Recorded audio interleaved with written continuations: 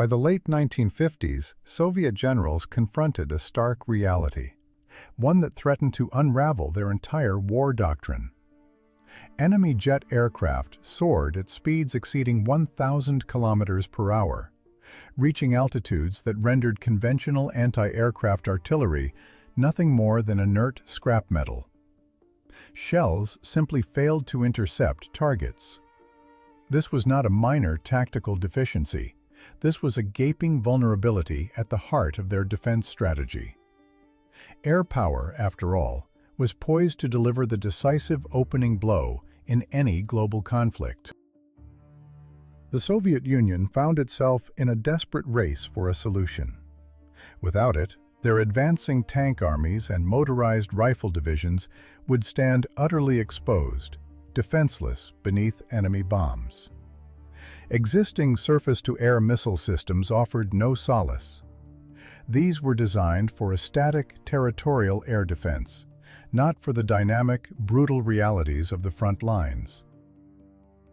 In 1955, the S-25 Berkut system entered service, specifically engineered to shield Moscow. This colossal apparatus comprised stationary complexes, boasting immense antennas and reinforced concrete positions. Its very design precluded mobility. The Berkut was a fortress, immovably cemented into the earth surrounding the capital. 2 years later, the S-75 complex emerged, offering the promise of relocation. Yet the term mobile applied to it with a chilling irony.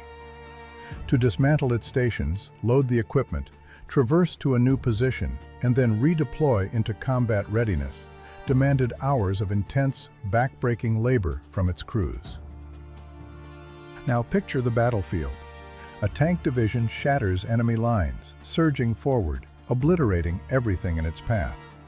Behind it, Nich can cover dozens of kilometers in a single day. Then, enemy bombers appear overhead. What could the S-75 crews possibly do?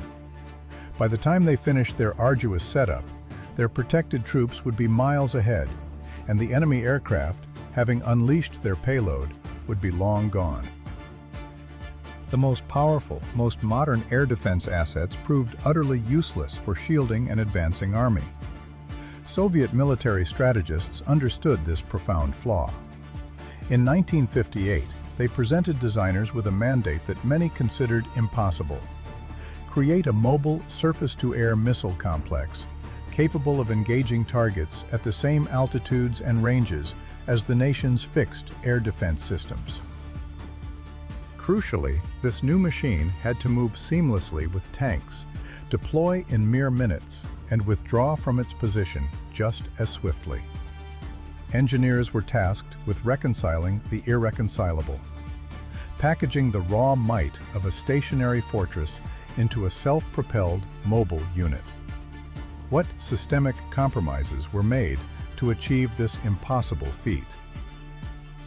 Deep within the Soviet military-industrial complex, shrouded in layers of state secrecy, Institution Number 20 was born. It would later shed its numeric designation, emerging as the Scientific Research Electromechanical Institute, a crucible for advanced weaponry. Its mandate was clear: forge an ant.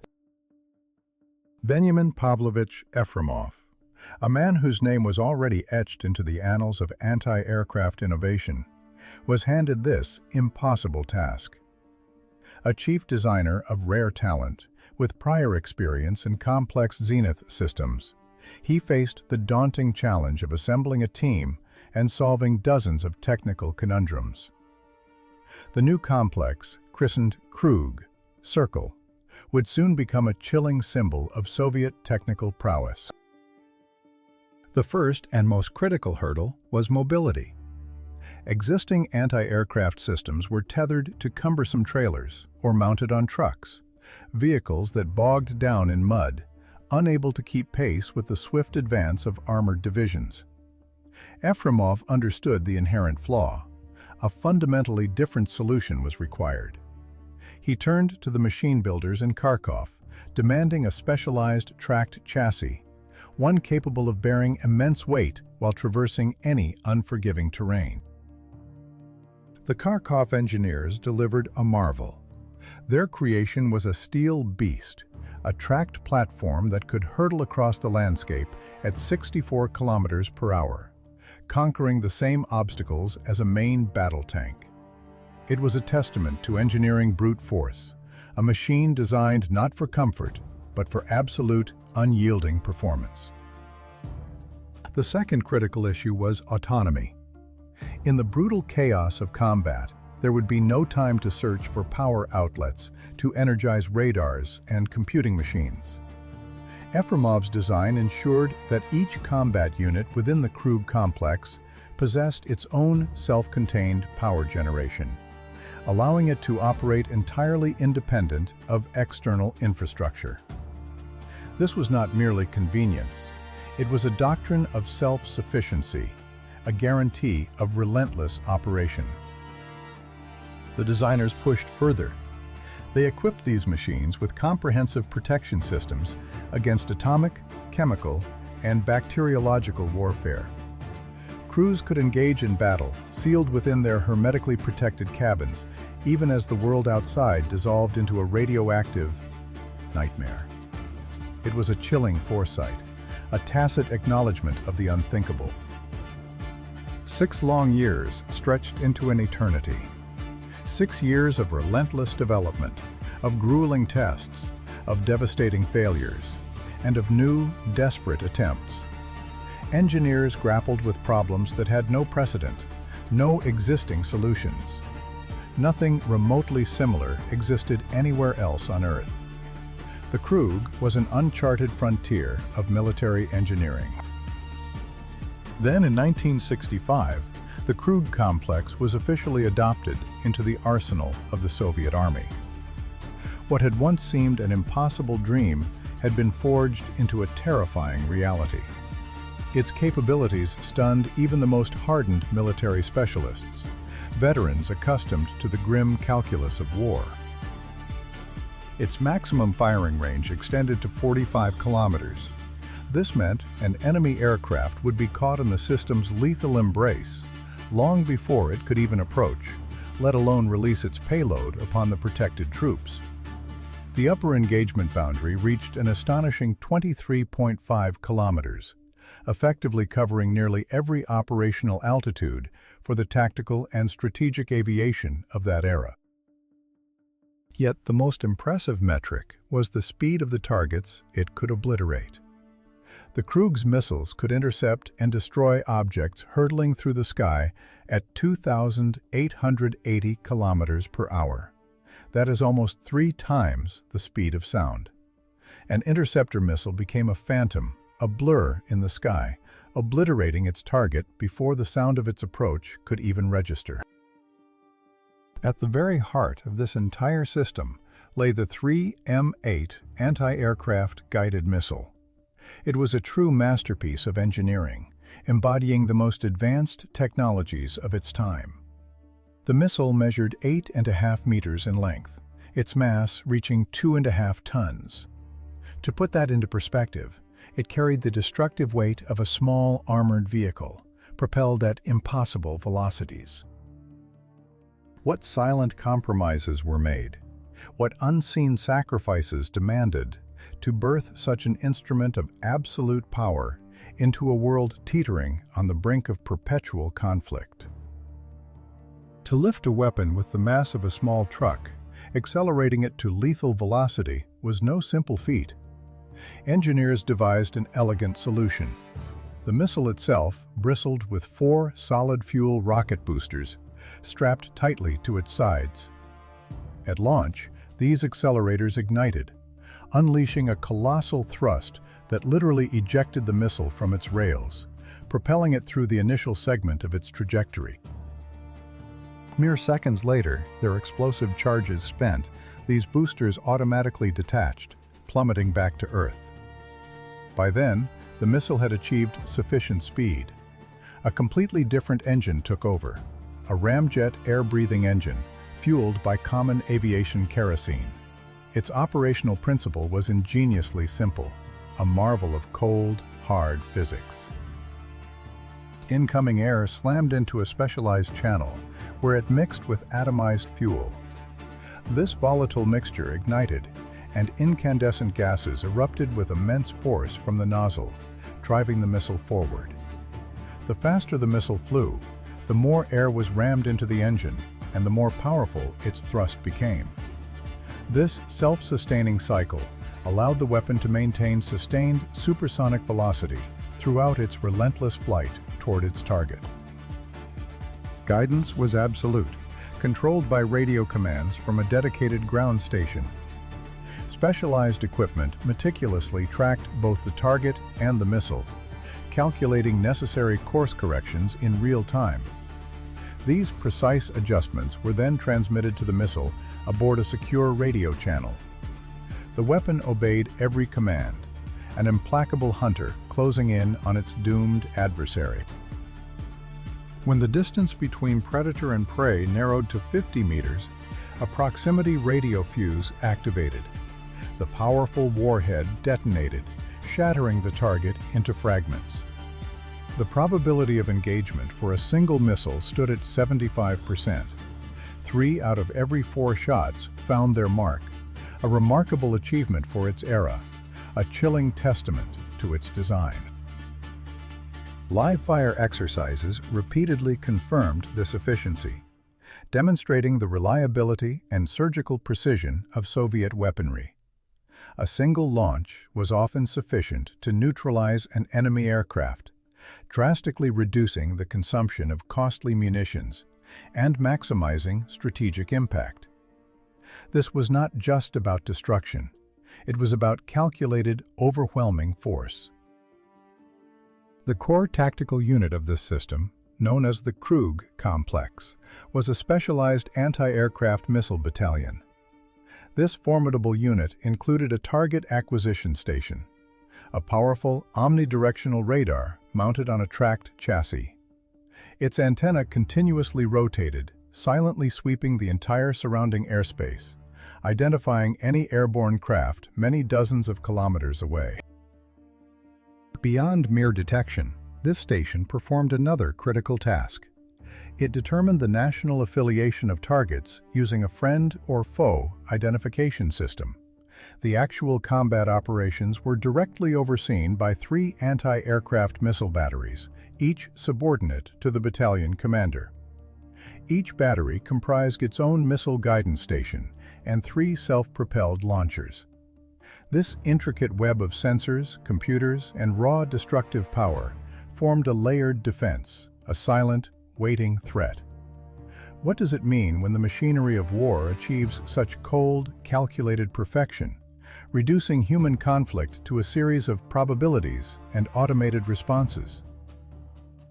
The guidance station, though featuring a smaller antenna than its detection counterpart, possessed a chilling capability: pinpoint accuracy. It could track selected targets and direct missiles with surgical precision, a promise of devastation delivered with unerring focus. The launchers themselves were formidable tracked vehicles, each bearing 2 ready-to-fire missiles.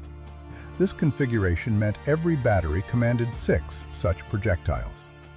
A full division could simultaneously deploy 18 deadly warheads, poised to strike.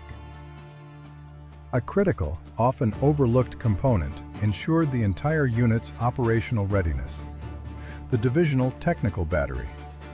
It housed mobile maintenance and repair stations, capable of resolving malfunctions directly in the field, far from any established base. Transloader vehicles delivered fresh missiles, seamlessly replacing expended ones on the launchers. Fuel tankers sustained the machinery, granting the division a chilling autonomy, severed from traditional supply lines.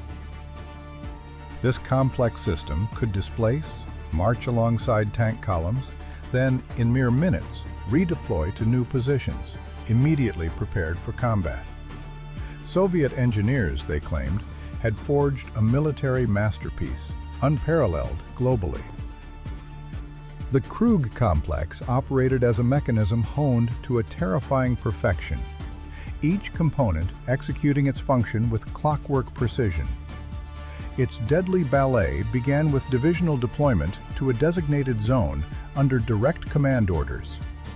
Tracked vehicles moved in silent columns, traversing unforgiving terrain, fording shallow waterways, maintaining pace with the tank formations they were designed to shield.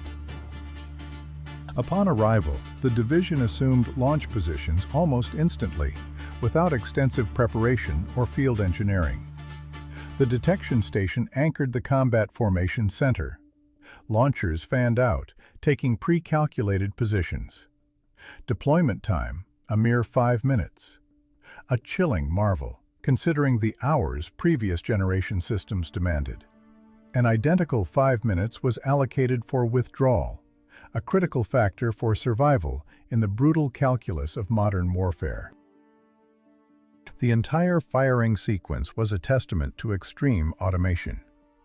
Crews remained sealed within their armored cabins, executing all operations remotely.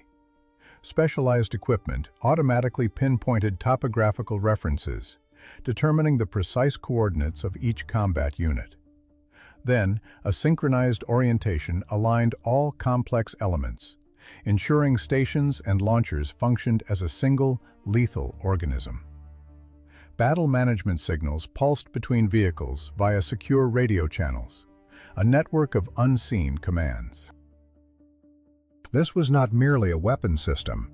It was a self-sufficient, rapidly deployable instrument of destruction, designed for a new era of conflict. It promised overwhelming power, delivered with unprecedented speed and autonomy. But what unseen costs, what systemic vulnerabilities are woven into the fabric of such absolute, self-contained, destructive capability? What shadows does such a masterpiece cast upon the future of warfare itself? In the heart of a mobile command post, stripped of any need for cumbersome communication cables, sat the division commander. His domain was a spacious cabin, dominated by the luminous green glow of a circular radar screen. Across its surface, bright, fleeting points of light marked every aerial presence within the system's vast reach. Above, a rotating antenna ceaselessly swept the sky, its invisible gaze piercing the heavens. It detected adversary aircraft long before they could register as a tangible threat. Simultaneously, an interrogation signal pulsed outward, seeking a coded response. Failure to reply, a silent defiance, automatically classified the target as hostile. No nuance, no second chances. The commander, a figure of cold calculation, assimilated the unfolding aerial tableau. His decision to engage was swift, devoid of hesitation. He selected the most imminent threat, a single, decisive press of a button, transmitting the target's precise coordinates to one of 3 waiting batteries. At the designated guidance station, a special indicator panel flared to life, a stark notification for the battery commander. In that same instant, the guidance antenna, a sentinel of steel and circuitry, automatically pivoted. It locked onto the specified target, initiating an unwavering track. The guidance station operated with a terrifying precision, distinct from its acquisition counterpart. It did not broadly scan the entire airspace. Instead, its narrowly focused beam concentrated on the specific sector occupied by the enemy, refining coordinates with an almost surgical accuracy. The battery commander, eyes fixed on his own screen, saw the crisp target mark, a glowing crosshair of doom. He meticulously monitored the tracking process, poised to issue the launch command at the precise, predetermined moment. Concurrently, the system initiated an automated selection process, identifying the optimal self-propelled launcher and the most suitable missile. Each launcher carried 2 missiles, a dual-pronged instrument of destruction.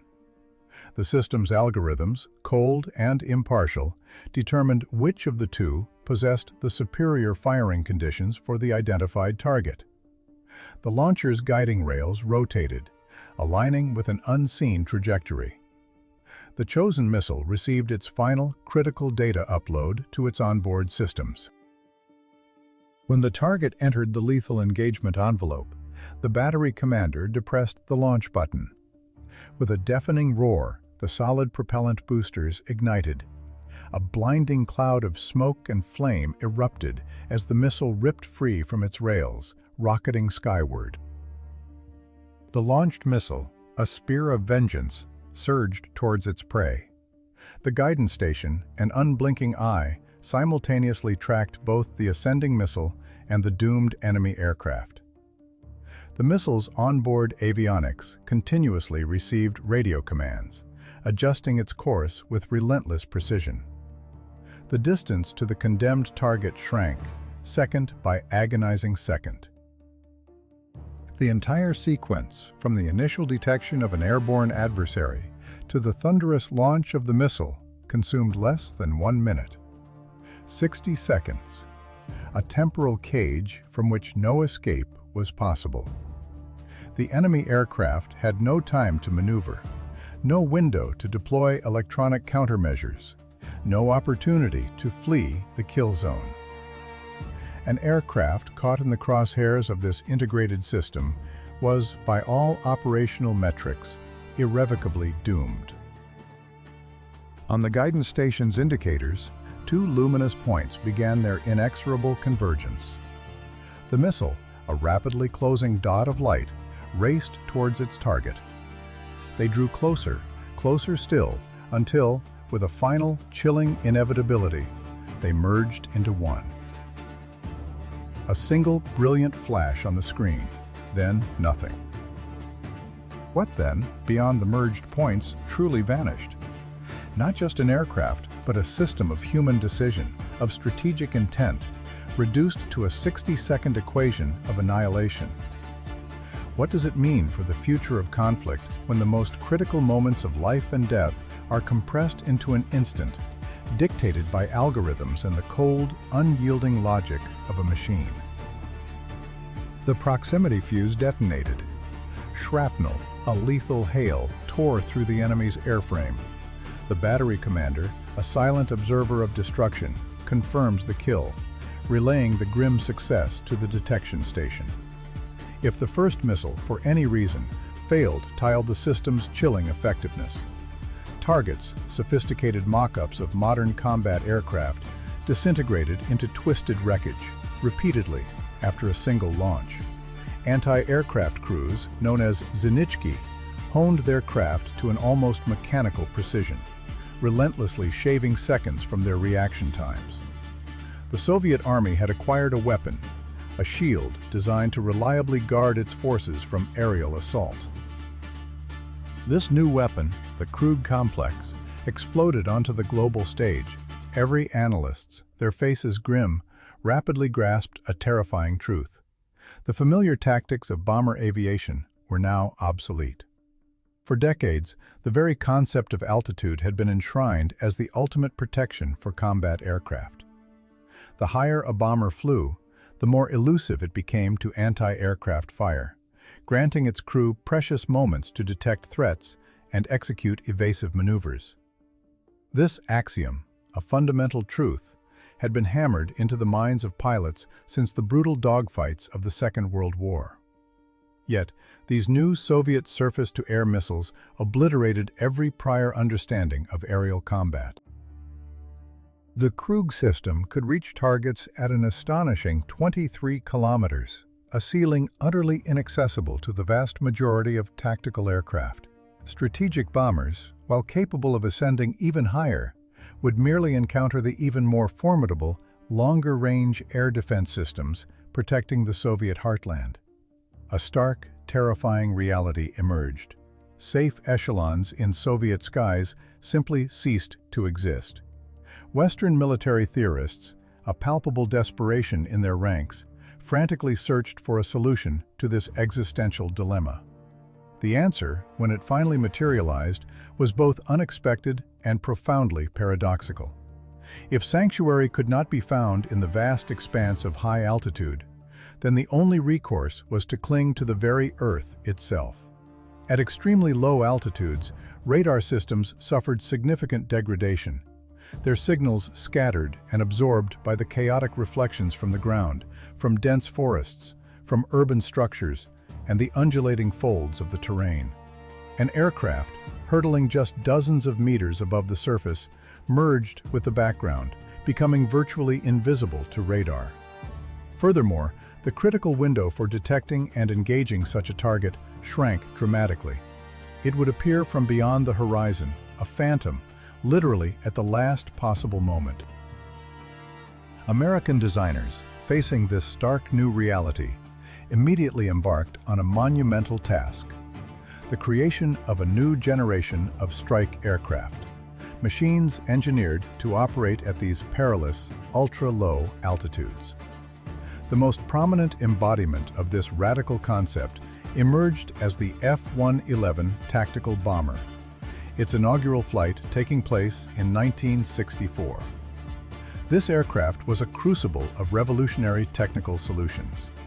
Its variable geometry wing, an engineering marvel, allowed it to fly with equal, brutal efficiency at both supersonic speeds and mere feet above the ground.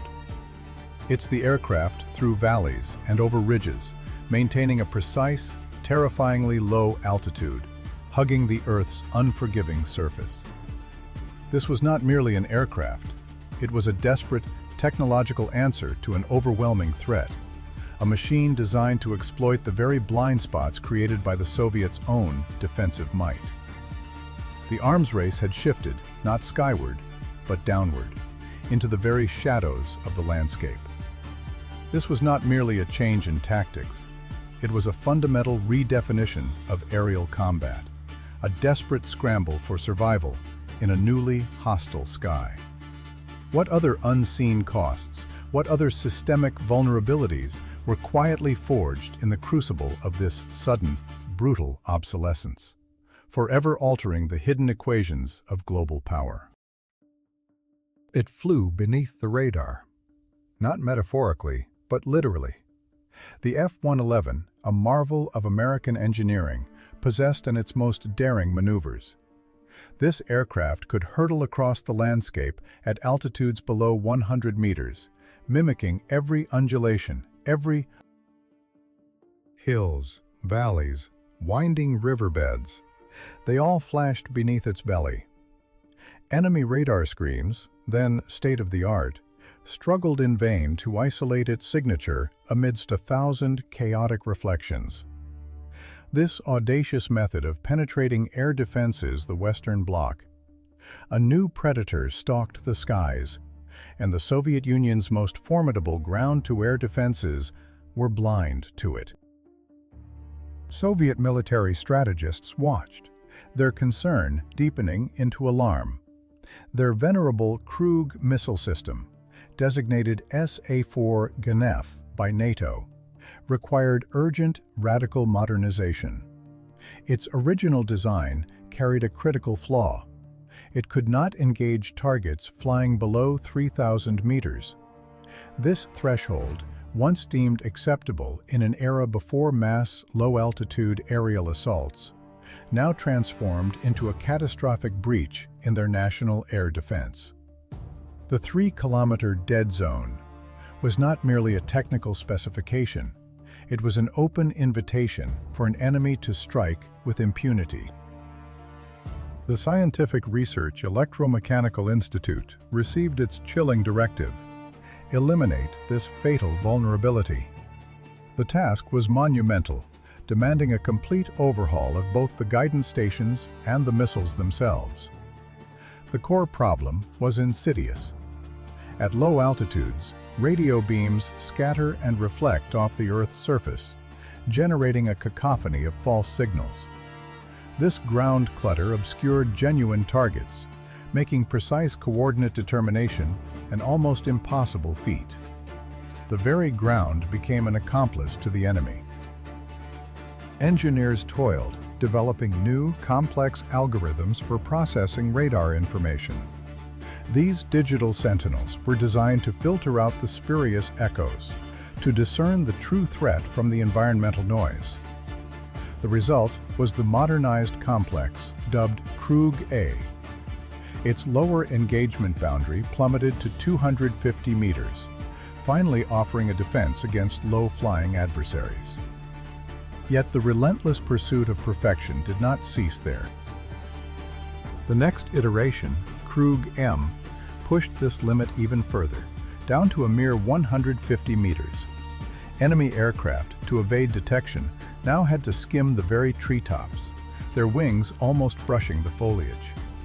From 3,000 meters to a mere 150, the sky above the Soviet Union was shrinking for its adversaries, becoming a deadly, inescapable cage. Beyond the dramatic expansion of its engagement envelope, the modernization imbued the Krug complex with other critical enhancements. The guidance apparatus achieved vastly improved jam resistance, allowing it to function effectively even when confronted by the enemy's sophisticated electronic warfare countermeasures. System reliability soared, while crucial maintenance times contracted. The missiles themselves received advanced fuses, capable of detonating with devastating effect even on near misses. The perpetual confrontation between air assault and air defense had entered a new, terrifying phase. Every improvement on one side immediately provoked a calculated countermeasure from the other. Aircraft became faster, more agile, learning to fly lower, to hug the terrain with ever greater precision. In response, anti-aircraft systems relentlessly expanded their capabilities, systematically eliminating any perceived safe corridors for penetration. This merciless arms race, a cycle of innovation and counter-innovation, defined the Cold War. The Krug complex, through all its iterations, remained a constant, grim testament to this unending struggle. How many billions were poured into this silent, invisible war, where every meter of altitude gained or lost meant the difference between survival and annihilation? What systemic paranoia did it embed, forcing nations into an endless, escalating dance of technological dread? Deep within the clandestine heart of Soviet military doctrine, a weapon emerged, not to guard cities, but to shield the very instruments of war. The Krug missile complex, a name whispered with a chilling reverence, carved its own dominion within the vast tapestry of the Soviet Union's air defense. While other systems stood sentinel over industrial fortresses and urban centers, the Krug became the unseen guardian of the army itself. It ascended to the apex of anti-aircraft missile systems, a designation earned through a ruthless prioritization of assets. Its mandate, the absolute protection of the largest, most critical frontline military formations. Army and front headquarters, sprawling communication nodes, vast ammunition depots, critical fuel reserves, field hospitals, and sprawling repair bases. Every vital artery of a fighting force found itself beneath the formidable shadow of its menacing rockets. Krug divisions were seamlessly integrated into anti-aircraft missile brigades, then attached directly to combined arms and tank armies. This structure was not merely organizational. It was a blueprint for ruthless efficiency. It allowed for the fluid, almost predatory, concentration of firepower, shifting its lethal gaze to the most threatened sectors with unnerving speed. Brigade commanders, fed a constant stream of aerial intelligence from higher echelons, wielded absolute authority, making instant, independent decisions to repel aerial assaults. This intricate web of command ensured an operational responsiveness that bordered on the prescient, neutralizing any perceived threat from enemy aircraft with cold, calculated precision. Service within these elite anti-aircraft missile units was not merely prestigious. It was a crucible. It demanded an almost monastic dedication, a level of qualification that few could achieve. Soldiers and officers endured protracted, grueling training, mastering the labyrinthine complexities of advanced technology. They honed their skills, calibrating their crew actions to a flawless, synchronized rhythm. Regular exercises, culminating in live fire drills on desolate proving grounds, forged their expertise to an unparalleled degree, maintaining a mastery that bordered on the terrifying. These missile crews, the Zenichiki, carried an almost chilling pride in their weapon, understanding with stark clarity that the security of hundreds of thousands of ground troops rested squarely upon their unwavering vigilance. Years of relentless operational deployment across the vast, unforgiving expanse of the Soviet Union only cemented the complex's reputation for exceptional reliability and unwavering safety. The machinery functioned with an almost preternatural resilience, enduring the most brutal climatic extremes, from the biting, desolate winds of the Arctic tundra to the scorching, suffocating heat of Central Asian deserts. Its Kharkov-produced tracked chassis, a marvel of Soviet engineering, traversed any terrain, no matter how impassable. The intricate electronics performed flawlessly, unyielding to the grip of extreme cold or the oppressive weight of sweltering heat. Incidents of serious malfunctions or catastrophic failures were isolated, almost statistical anomalies, a stark testament to the uncompromising quality of Soviet military engineering. Beyond the borders of the Soviet Union, the Krug complex extended its reach, becoming an integral component of the arsenals of Allied nations. Warsaw Pact countries received these formidable systems not merely as an upgrade, but as a strategic imperative to bolster their collective defensive capabilities. Czechoslovakia, Hungary, and Poland rapidly deployed Krug divisions, creating an impenetrable shield for their own armed forces. Soviet specialists, with an almost missionary zeal, assisted their allies in mastering the intricate technology, imparting invaluable combat experience and meticulous technical maintenance protocols. The Zenichiki of these fraternal armies underwent rigorous training within Soviet military academies and specialized courses. They delved into the complex architecture of the system, absorbed the precise methodologies of combat operations, and drilled relentlessly on dedicated training ranges. Joint exercises, a recurring spectacle within the Warsaw Pact's military calendar, invariably featured extensive participation from these anti-aircraft missile units. Krug divisions from disparate nations operated in chilling unison, perfecting their synchronized responses to simulated massed aerial assaults, a stark, silent promise of overwhelming collective force. What hidden costs, then, were silently accrued in the pursuit of such flawless, widespread military perfection? What unspeakable futures did this formidable shield, so meticulously constructed, so widely disseminated, truly enable? For decades, the silent war above the Soviet Union raged, a relentless technological escalation.